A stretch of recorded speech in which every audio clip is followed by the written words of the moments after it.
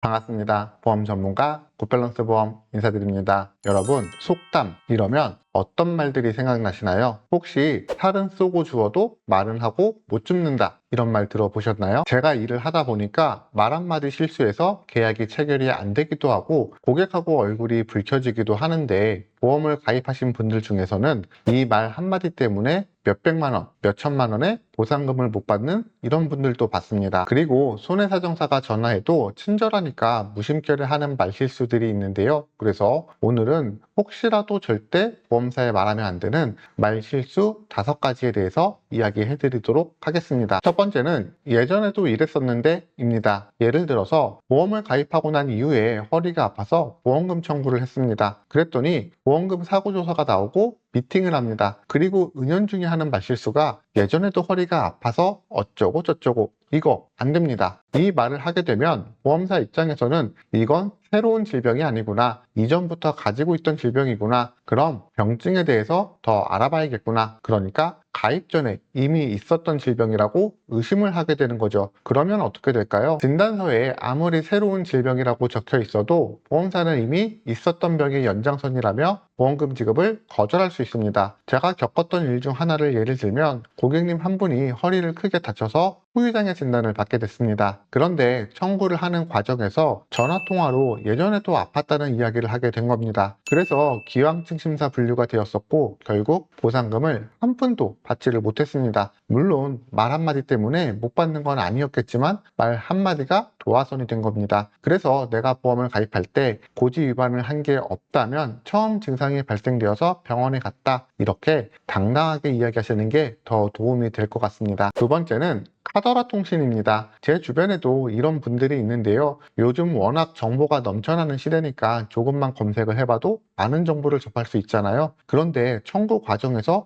이 정도면 보험금이 나온다고 하던데, 아니면 이런 글들을 봤는데요. 이 말들 별거 아닌 것 같지만 굉장히 위험한 발언이 될 수 있습니다. 보험사 입장에서는 청구 사유가 명확하지 않다, 치료 목적이 아닌 보험금 목적이다, 이렇게 해석할 여지가 있기 때문에 그렇습니다. 보험사도 어찌되었던 이윤을 남겨야 할 기업인데 청구 사유가 불분명하고 약간의 근거가 없는 그런 부분까지도 보험금을 지급할 이유가 없는 거겠죠. 심한 경우에는 도덕적 해이 의심 사례로 분류가 될 수도 있습니다. 제 고객님 사례를 예를 한번 들어드릴게요. 여성 고객님이셨고 동생분이 자고 일어나니까 자동차가 파손이 되었던 거예요. 그래서 내 돈을 주고 고치자니 아깝고 경찰에 신고해도 범인을 잡을 수가 없었습니다. 그래서 선택을 한 게 조카 이름으로 된 배상 책임을 청구를 한 거죠. 모르는 아이가 지나가다가 실수로 부딪혀서 차가 손상이 됐다, 이렇게 청구를 한 겁니다. 그런데 보험사가 보니까 이상한 거예요. 보험금을 청구한 남동생, 그리고 사고를 낸 조카, 그리고 조카의 부모가 거의 같은 날에 같은 회사의 보장보험을 가입을 했던 거죠. 그래서 조사를 해보니까 다 한 통속이었던 겁니다. 그래서 결론 어떻게 됐냐? 제 고객님과 고객님의 자녀분, 배우자님, 그리고 남동생과 남동생 배우자와 자녀 총 6건의 보험이 강제 해지가 되었습니다. 당연히 보상도 못 받았고요. 그러니까 인터넷에 누군가가 받았다라고 해서 정당하지 않게 청구를 한다면 한순간에 보험 사기꾼이 될 수도 있다는 거 명심을 하셔야 됩니다. 세 번째는 그냥 예방 차원에서 병원 다녀왔어요, 또는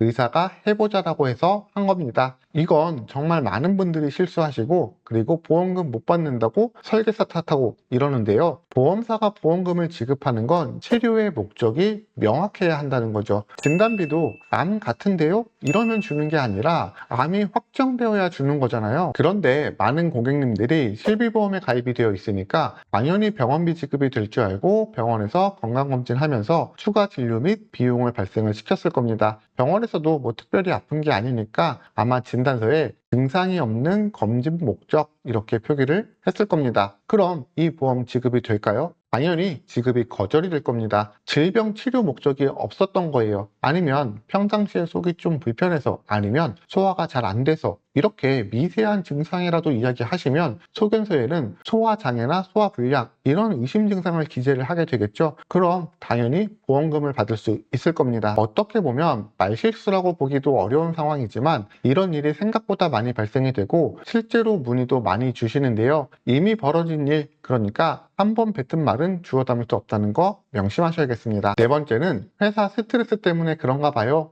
입니다. 보험금 청구할 때 많은 분들이 무심코 이런 말을 합니다. 이런 말이 친절한 상담사에겐 그냥 내 상황을 설명한 것처럼 들릴 수는 있겠지만 보험사 심사 파트에서는 전혀 다르게 해석을 할 수가 있습니다. 이 말이 위험한 이유는 보험사 입장에서 이 말은 업무로 인한 발생한 정신적 질환이라고 해석할 여지가 있기 때문입니다. 이럴 경우 두 가지 큰 문제에 부딪히게 되는데요. 첫 번째는 고통의 주 원인이 업무라고 해석이 되는 경우인데 보험사는 그건 근로복지공단에 산재 신청해주세요 라는 입장을 취할 수 있습니다. 민영보험 약관엔 대부분 다음과 같은 문구가 포함이 되어 있습니다. 업무상 재해 또는 산재보상법에 의해 보장을 받을 수 있는 경우 면책, 다시 말하면 회사 스트레스를 원인이라고 언급하는 순간 민영보험은 손을 떼고 산재보험으로 밀어버릴 수 있다는 거죠. 더 무서운 건 회사 스트레스로 인한 질병을 보험사가 정신적 요인에 의한 자해성 질환으로 해석을 하는 경우입니다. 실제 대부분의 생명보험과 손해보험엔 다음과 같은 면책 조항이 존재합니다.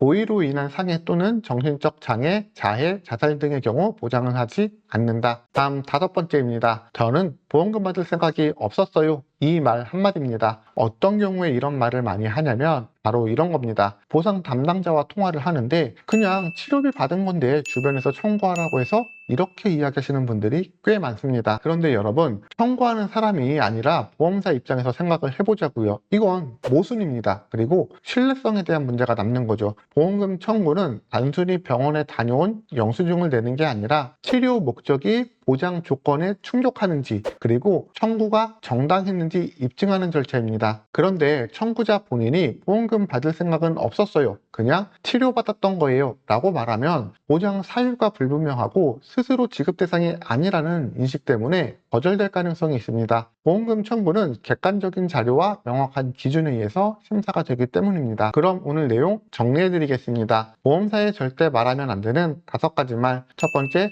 예전에도 비슷한 증상이 있었습니다. 두 번째, 인터넷에서 보고 청구해봤습니다. 세 번째, 예방 차원에서 병원에 갔어요. 네 번째, 회사 스트레스 때문이에요. 다섯 번째, 보험금 받을 생각이 없었습니다. 이 5마디 실제로 보험금 지급이 거절된 수많은 사례의 원인이었습니다. 여러분이 납입하는 보험료 그리고 지급받을 보장금액, 이 가치는 결코 가벼운 게 아닙니다. 다만 보험의 목적이 보상이라고 한다면 치료받는 것도 어렵고 청구도 복잡한데 말 한마디로 다 날아가 버리면 얼마나 억울할까요? 오늘 제가 준비한 이야기는 여기까지고요. 오늘 내용 유익했다면 구독과 좋아요 부탁드리면서 내용 마무리하겠습니다. 본 광고는 광고심의 기준을 준수하였으며 유효기간은 심의일로부터 1년입니다.